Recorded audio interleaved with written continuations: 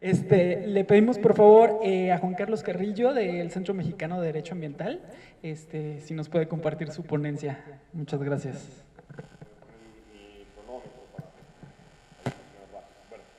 También me van a ayudar ahí, ¿verdad? Con el tiempo. Hola, buenas tardes a todos. Mucho gusto de saludarles. Muchísimas gracias por la invitación. Es la primera vez que estoy aquí en el Citro y me encanta. Así que, y una felicitación a todas las personas valientes que sin ser abogados se meten a un tema de normatividad. Espero que no sea tan aburrido como muchas veces ocurre. Mi nombre es Juan Carlos Carrillo, trabajo junto con Javier en el Centro Mexicano de Derecho Ambiental. Es una asociación civil sin ánimo de lucro ni filiación política alguna. Hacemos política y hacemos derecho desde la sociedad civil. Eso, gracias.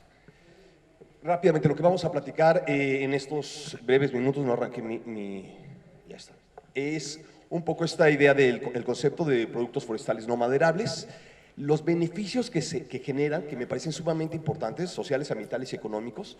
Los económicos quizás no son tan importantes, pero o sea, no son tan rentables, pero sí son importantes. ¿Cómo se relaciona esta idea con el concepto de justicia climática? Y la relación que existe entre estos dos temas, el tema de justicia climática con los productos forestales no maderables. Se me quedó el cuarto punto que creo que no lo vamos a alcanzar a ver, o lo menciono rápidamente. Es un error de mi parte, pero bueno. La que sigue, por favor. ¿Qué dice la ley sobre los productos forestales no maderables? Es lo que no es leña, básicamente, ¿no? La parte no leñosa. Da algunos ejemplos como hongos, líquenes, etcétera, etcétera, y por aquí hay incluso un listado de la CONAFOR mucho más detallado, ¿no? Habla desde maguey, chiltepín, orégano, candelilla, un montón de plantas que yo la verdad no conozco, soy muy citadino. Este tema nada más, el de la incertidumbre legal, quizás no vale la pena ahondar en ello, nada más decir que con la reforma de 2018, que fue pues tan rara la forma en que se hizo, se generaron una serie de inconsistencias. Por ejemplo, aquí no se sabe si es la Secretaría o es la Comisión quien va a poder suscribir convenios y demás, cosas que esperemos se vayan a solucionar muy prontamente, tanto con el reglamento como con algunas reformas que se están planeando para esta ley. La que sigue. Ahora sí, recursos forestales no maderables. Ya se ha comentado en diferentes ocasiones y Ana nos platicaba que su aprovechamiento, según la ley, es muy fácil porque solamente se requiere de dar un aviso por escrito. Excepto en algunos casos, por ejemplo, con la tierra de monte, los tallos de las especies de yuca y todas las familias de las plantas de orquídeas, en esos casos sí se requiere una autorización.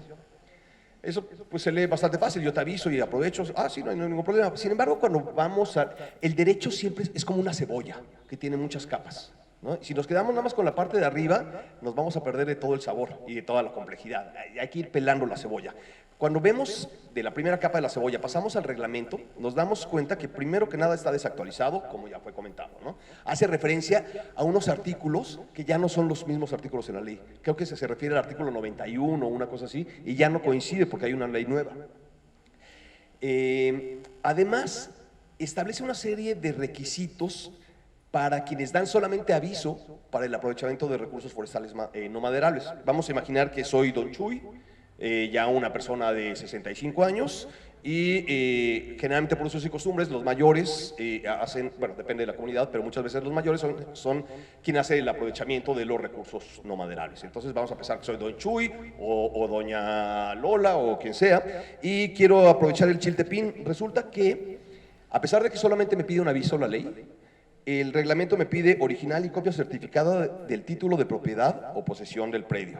También un plano georreferenciado en donde se indiquen las áreas de aprovechamiento del chiltepín. Y además un estudio técnico que contenga un montón de cosas. Entonces, resulta un poquito contradictorio si lo que se estaba intentando era facilitar, pues a fin de cuentas seguramente llegaron después con algún abogado que no estuvo en campo. Y estos abogados, es una lógica jurídica interesante, necesitamos tener certidumbre jurídica de que no sea cualquier persona quien haga este aprovechamiento. Pero se nos olvidó, o en este proceso se perdió el contacto con la realidad. Si jala demasiado la ley, lo que hace es que simplemente se convierte en letra muerta. Y entonces la gente se va por la ilegalidad. Hay que encontrar ese equilibrio para que sí la ley sirva para orientar. Como les comentaba, muchas veces la población más vulnerable, aún dentro de la población más vulnerable, los más vulnerables dentro de esta comunidad generalmente son quienes se dedican al aprovechamiento de los productos forestales no maderables. Y estoy hablando específicamente de comunidades indígenas, pero aún dentro de las comunidades indígenas hay gente más vulnerable, por ejemplo, la tercera edad, los niños, las mujeres, por diferentes razones, algunas jurídicas, algunas de idiosincrasia y de cultura, desgraciadamente, ¿no? Ahora, lo interesante es que en muchas ocasiones este aprovechamiento de los productos forestales no maderables tiene que ver con usos y costumbres. Cómo se viene manejando el bosque y los productos que no son leña desde los abuelos, de los abuelos, de los abuelos. Y esto lo voy mencionando porque se va a empezar a hacer más interesante la ensalada de ideas que estamos manejando. Esto se me quedó, perdón, repetido este punto, que es la población más vulnerable, generalmente es quien se dedica al uso y aprovechamiento de estos productos, que se relaciona con usos y costumbres. Y aquí lo interesante es que entonces ya estamos empezando a mezclar algunos, o bueno, ya se empiezan a entrelazar algunos fundamentos legales, algunos artículos, en particular el artículo 2 de la Constitución, que tiene esta visión de derechos humanos y, como Ana nos platicaba hace rato, establece los derechos indígenas. Y también el artículo 8 de la actual Ley General de Desarrollo Forestal Sustentable, ya nos comentaba también Gonzalo hace un momento, es donde se establecen los derechos y salvaguardas. Son los derechos colectivos y las salvaguardas que se deben de cuidar de las comunidades generalmente. Y esto se relaciona también con el convenio 169, perdón, un error de dedo, 169 de la OIT, que también Javier nos platicaba hace rato, que tiene que ver con el derecho a la consulta y al consentimiento libre, previo e informado, y también con el convenio de diversidad biológica y el protocolo de Nagoya, con la forma en que se deben de distribuir equitativamente los beneficios por el uso y aprovechamiento de la biodiversidad. Esto tiene mucho que ver con la idea de manejo forestal comunitario, que también ya Gonzalo nos la había mencionado. Es el artículo 7, la fracción 45, si no me equivoco, no, 35, híjole, ya tengo que tener otros de estos. Sí. Ahora, la idea de esto es que es un aprovechamiento que se maneja de manera colectiva. No tiene una lógica de individualismo, es colectivo.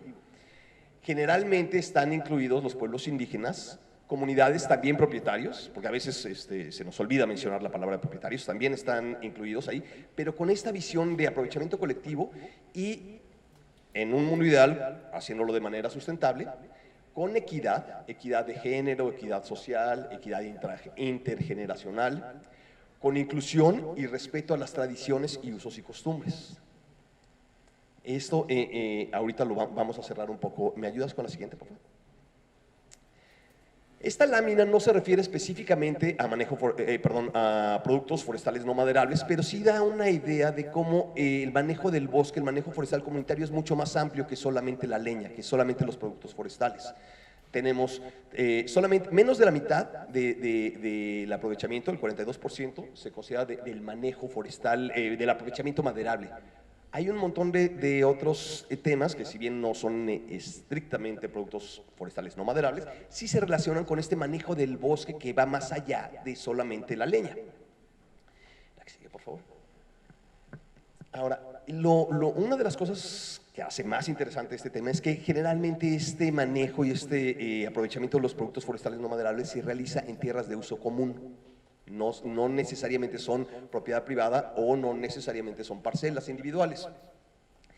Y eso quiere decir que convergen varias legislaciones, varios instrumentos legales.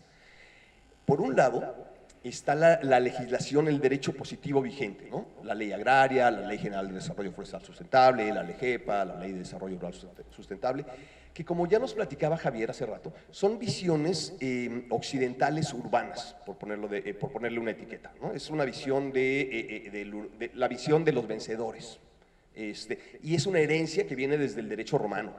y que se basa en la propiedad privada.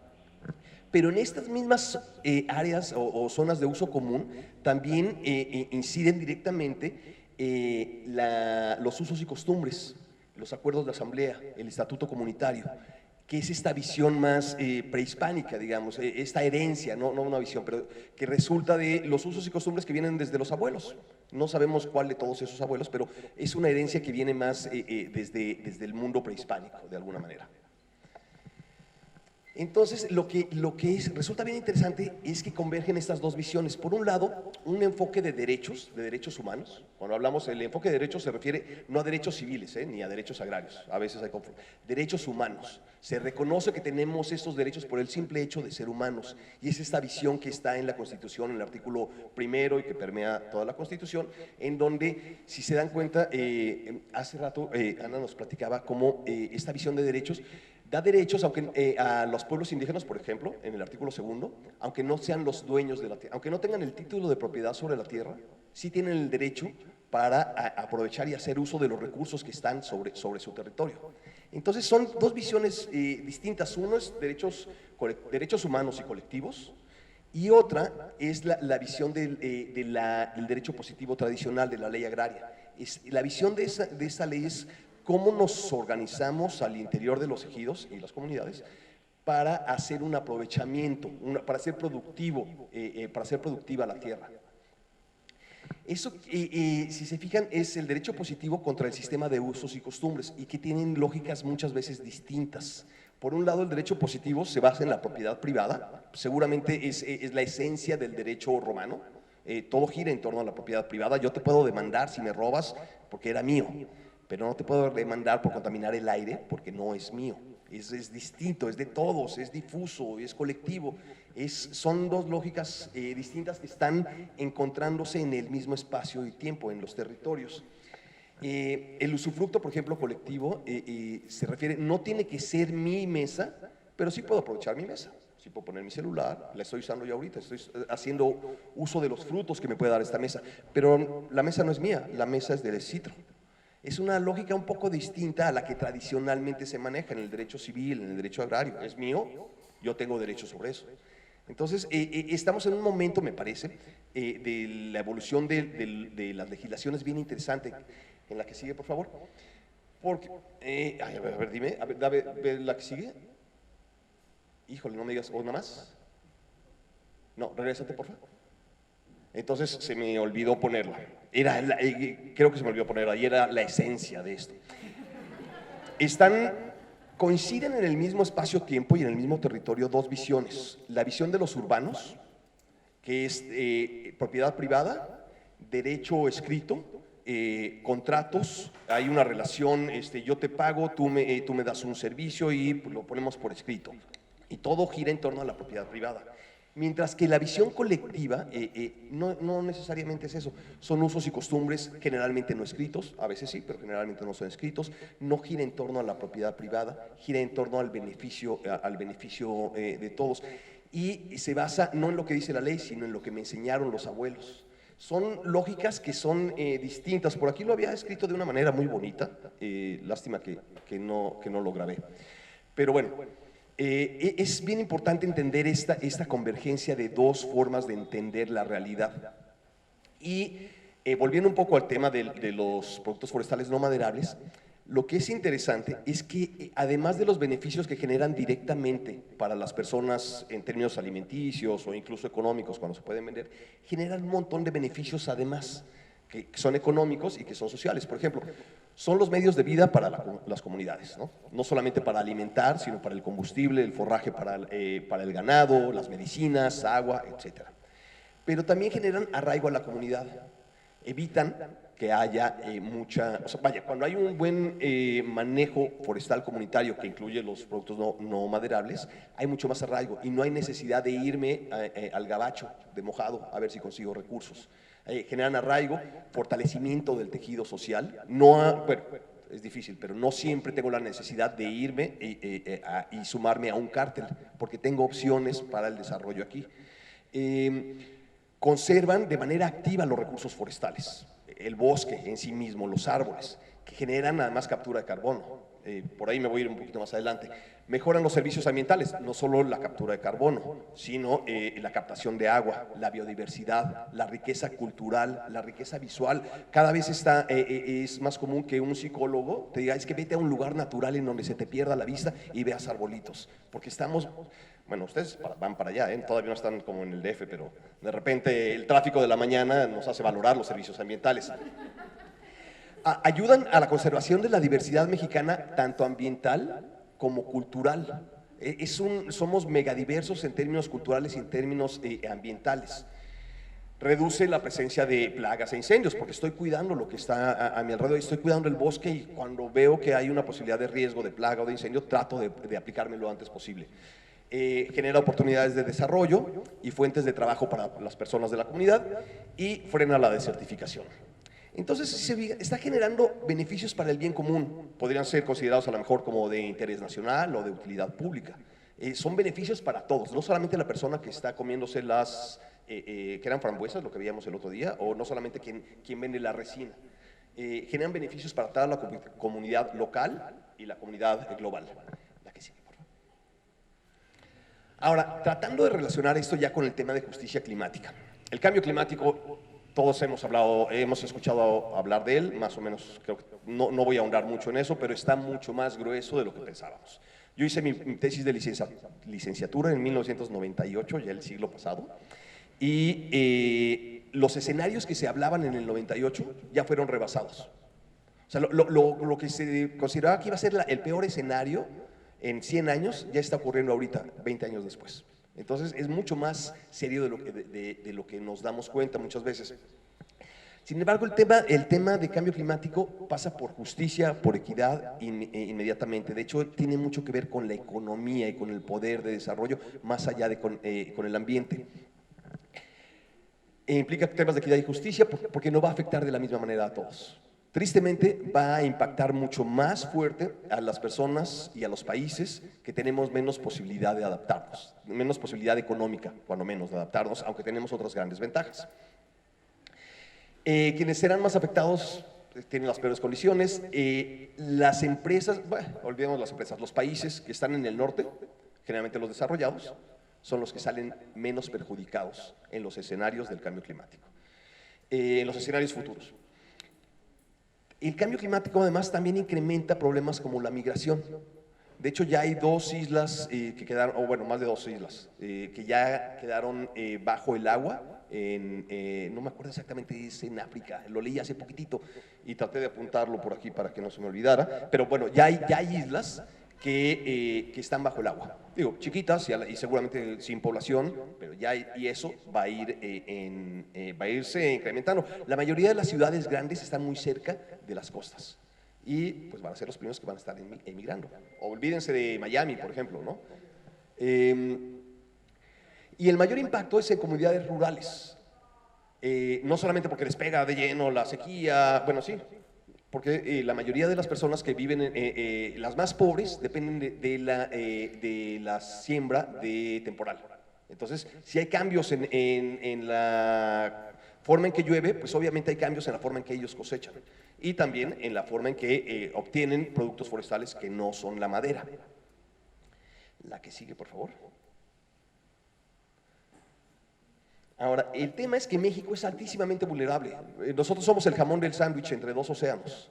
Y entonces en cada uno de los océanos hay cada vez más huracanes y cada vez más nos pegan como sándwich y hay más, eso al año siguiente se convierte en material para los incendios, ya vimos cómo estuvo este año, vaya, el escenario es bastante feo. El 68% de la población ha sido ya afectada cuando menos una vez por temas de cambio climático. Ahora, lo que es bien importante, y ojalá la gente del gobierno, qué bueno que hay gente de CONAFOR aquí presente, todos los que estemos aquí llevémonos este mensaje, cómo transmitir el mensaje de cambio climático a los funcionarios hoy en día. Luchar contra el cambio climático es luchar contra la pobreza, porque los más afectados van a ser los más pobres. Entre 2001 y 2013, 2.5 millones de personas afectadas con costos de 338,000 millones de pesos. Esos son cifras oficiales, lo que se maneja lo que se maneja extraoficialmente seguramente es mucho más. Ahora, Como ya habíamos mencionado, México es un país megadiverso y eso da muchas ventajas, sobre todo para la gente que vive, bueno, muchas ventajas, vaya, sí da ciertas ventajas para la gente que vive en la naturaleza, porque podemos hacer uso de esta idea que es la adaptación basada en ecosistemas. Si vivimos en un lugar donde hay manglar y ahí viene el huracán, ¿para qué talar el manglar y luego construir una barrera de cemento para cuidarnos? No, hombre. Al contrario, lo que tenemos que hacer es restaurar los manglares porque son la mejor protección para los huracanes y porque además dan una serie de beneficios buenísimos. Voy a acelerar rapidísimo. Ahora, entonces, es luchar contra la pobreza. Debemos aprovechar eso, la riqueza natural para adaptarnos de manera más fácil y sencilla. La que sigue.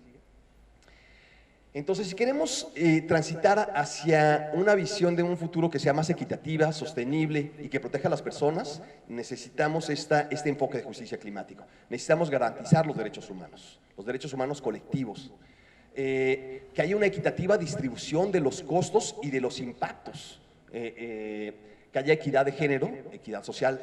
Se ha mencionado mucho de este tema y tiene muchísimo que ver porque tristemente las más afectadas son las mujeres. Y no tendría por qué ser así. Hace unos años hubo un tsunami en Bangladesh, 44,000 personas murieron, de las cuales 38,000 eran mujeres. Esos son temas de equidad y medio ambiente, no mexicanas y mexicanos. Esos son los temas que realmente tenemos que abordar. Regular las emisiones de gases de efecto invernadero es bien complejo porque es lícito, no es ilícito. Y entonces la mayoría de las actividades que generan más cambio climático no podemos prohibirlas, no son algo lícito, tenemos que regularlas, es bien enredado. Y tiene que haber un equilibrio entre desarrollo, calidad de vida y naturaleza. Los productos forestales no maderables generan un gran número de beneficios colectivos que no son reconocidos ni valorados generalmente. Y ese es un gravísimo problema.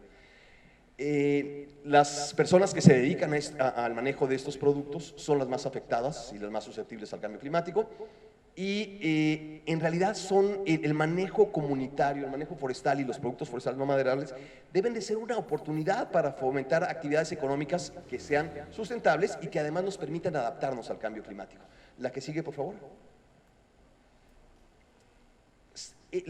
Una de las principales recomendaciones es que el manejo de estos productos incorpore criterios de adaptación basada en ecosistemas para que podamos mantenernos y para que nos pueda servir de una vez, hacer un gana-gana, estar mejor preparados para sequías y crisis de agua, ser más resilientes ante desastres climáticos, mayor captura de dióxido de carbono, conservar suelos y prevenir su erosión y regular la temperatura, entre varios otros servicios ambientales. La que sigue, por favor. En este sentido, la legislación lo que debe de hacer es brindar beneficios fiscales e incentivos. Por donde más sufren muchas veces las pequeñas empresas es porque les generan un embargo, porque no pudieron pagar o porque no pudieron declararse en ceros. La simplificación administrativa, muchas veces menos es más, y eso es bien cierto. Aquí tenemos diferencias de opiniones dentro de la organización, pero yo creo que tener una evaluación de impacto ambiental y además tramitar un permiso de cambio de uso del suelo es doble y no tiene ningún sentido. Ese tipo de cuestiones, aunque no aplican necesariamente aquí, son las que tenemos que ir viendo. Ya se han dado algunos ejemplos. Promover sinergias entre diferentes autoridades, CONAFOR, CONABIO, CONAMP, el INPI, la Secretaría del Bienestar Social y demás. Me gustaría cerrar. Son 3 minutos de un video. Y lo que quiero hacer aquí, mi mensaje principal, y ya con eso me callo, es que podamos lograr, tenemos un grave problema. La generación que está tomando decisiones es una generación que tiene un pensamiento lineal. Tenemos una gran ventaja, hay mucha gente aquí joven y además gente que tiene pensamiento sistémico. Lo que tenemos es que tenemos que lograr transmitir un mensaje sistémico, no es nada más lineal, doy subsidios, siembro árboles, talo la selva para sembrar árboles frutales. Tenemos que tener interconexión de diversas ideas y los productos forestales no maderables creo que son un nodo que nos permite interconectar varias ideas. Les dejo 3 minutos, no habla de productos forestales no maderables, pensémoslo en ese sentido, habla de bosque. Es el final de un videíto de 20 minutos, se lo recomiendo, cuando puedan échenle un ojo. Y ahora sí.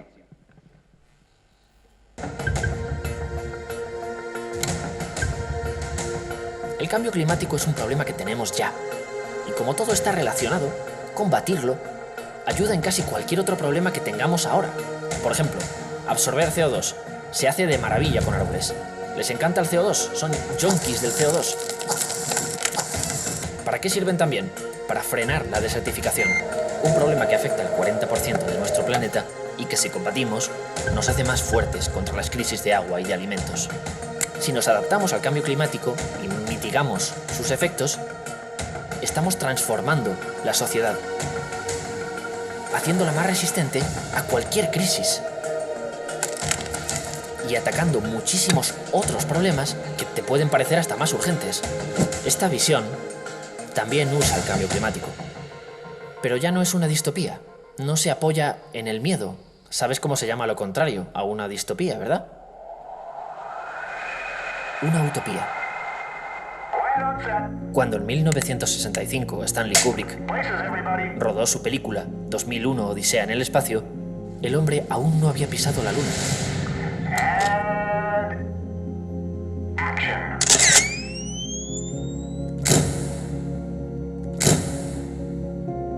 Kubrick contrató a diseñadores de la NASA y les dijo: en el cine no tenéis límites. Imaginad todo lo que queréis conseguir.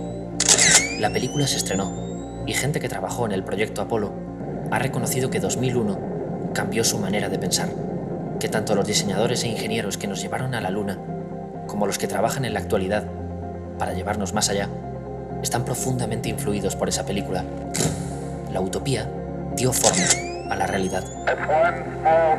El cambio climático es uno de los mayores errores que hemos cometido, pero intentar contarlo a través del miedo, de la distopía, solo hace que nuestra mente evite enfrentarlo y que haya gente que se aproveche. Las utopías no tienen que negar los problemas. ¿Recuerdas? Te dije que esto quedaba grabado en piedra. Precisamente las utopías incluyen los problemas porque son el mapa por el que quieren avanzar. Aunque no nos guste, vamos a tener que adaptarnos al cambio climático. Vamos a tener que luchar para que no vaya a más. ¿Y si dejamos de usar el miedo y comenzamos a ilusionar con todo lo que podemos conseguir?